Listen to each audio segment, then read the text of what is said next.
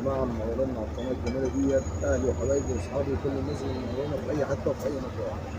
طبعا كل سنه وانتم طيبين، المولد النبوي طبعا الشريف بتاعنا، كل سنه وانتم طيبين علينا وعلى اهالينا في اي حته وفي اي مكان ان شاء الله حول العالم. كل العالم طبعا بيحتفلوا طبعا بالمولد النبوي بتاعنا، ومش كله يعني اغلب الناس في مصر وبره مصر بيحتفلوا بالمولد النبوي بتاعنا يعني. كل سنه وانتم طيبين، بعود عليكم الايام بالخيرات والبركات ان شاء الله على مصر واهل مصر وفي اي حته في العالم ان شاء الله، واهلنا وحبايبنا في اي مكان. طبعا احنا في المولد النبوي دوت بنجيب حلاوه موسم وبنعمل حاجه اسمها كسكسي كده وفراخ بقى وبط اللي يقدروا ربنا عليه بقى بياكلوا يعني بيقدر يعملوا في البيت وبيعملوا حاجات جميله طبعا. حاجه اسمها برضو مسلوده كده، حاجه حلوه كده بتتعمل برضو المسلوده دي. بنجيبوا حلاوه موسم بقى وبنحتفل احتفالات جميله. لا والله حاج،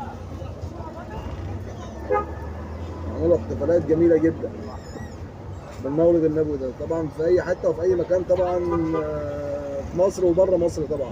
كل العالم طبعا، 3/4 العالم بيحتفلوا بالمولد النبوي بتاعنا يعني. كل سنه وانتم طيبين، يعود عليكم الايام بالف خير طبعا. طبعا الدعم من كل الدول المنكوبه طبعا، اللي في ليبيا وفي اي مكان طبعا، دوله عربيه او غيرها يعني، اللي قدرنا عليه ربنا نعملوه مع اي دوله منكوبه نعمله معاه يعني. ربنا يسترها علينا وعلى العالم بحاله من اللي جاي بعد كده ان شاء الله. ربنا يستر.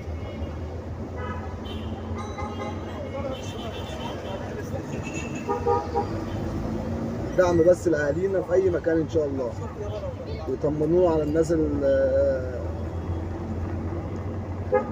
اتفسحت دي. ربنا يسترها علينا وعلى مصر وعلى اهل مصر وعلى اي حته ان شاء الله. طبعا دخول مدارس بقى الايام ديت، طبعا الناس بتجيب بقى بتدفع مصاريف كتب وحاجات كده. طبعا هنتكلم في الموضوع ده تاني اليومين اللي جايين دول طبعا، عشان مصاريف وكتب وحاجات كده جميله. بس اهم حاجه طبعا الاسعار يا جماعه، عشان الناس الموضوع مش حلو خالص بجد يعني. الاسعار يعني من نفس اوروبا كده بصراحه. الايام اللي احنا فيها ديت من نفس اوروبا، كل واحد بيبيع بمزاجه يعني. مفيش حد بيبيع البيع بتاع اللي هو العادي يعني. لازم اللي يبيع بيحط 5 جنيه و10 جنيه، مش جنيه ونص جنيه وبتاع وكلام من ده. لا، بال5 جنيه وبال10 جنيه وبال20 جنيه على حسب الحاجه اللي هو بيبيعها يعني. الشنط حتى وصلت ل 600 700 جنيه و800 جنيه. ايه الموضوع؟ ليه يعني؟ ليه شنطه هنجيبها ب 800 جنيه ليه؟ وفي شنط اقل طبعا، بس الموضوع اسعار مبالغ فيها بزياده بصراحه يعني. فطبعا كل الدعم طبعا للرئيس بتاعنا، احلى رئيس طبعا. انا طبعا برشح الرئيس بتاعنا احلى رئيس، وطبعا الناس كلها عارفه الرئيس بيعمل ايه وعامل حاجات جميله جدا، واللي جاي احلى طبعا، اذا كان في زراعه ولا صناعه ولا اي حاجه من اللي الرئيس بيعملها يعني.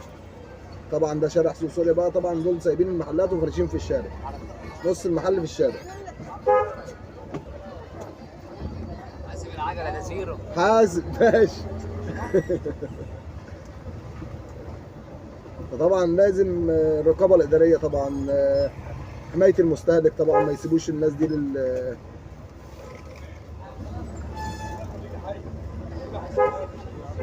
ما يسيبوش المواطن في رقبه التاجر. اي تاجر بقى، اي تاجر، عشان الناس تعبت بصراحه يعني. اذا كانت في سجاير، كل واحد بيبيع بمزاجه. الدنيا خربانه في الشارع المصري، الدنيا خربانه بجد يعني.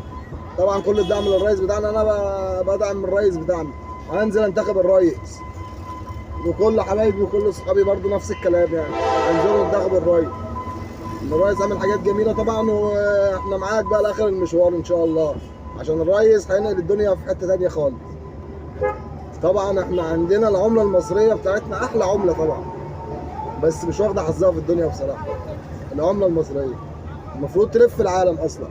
العمله بتاعتنا المصريه الجميله دي كفايه عليها الاهرامات وعليها كل حاجه حلوه من اجدادنا، من الفراعنه يعني.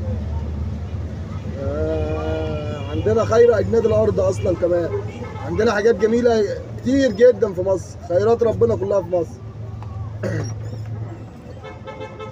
فربنا معاك يا ريس والله المستعان.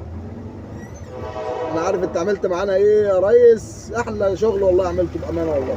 والله العظيم انا عارف انت عملت ايه بصراحه يعني. الله يقويك على مصر وعلى اهل مصر وعلى شعبها كمان. تحيا مصر ولسه مكملين.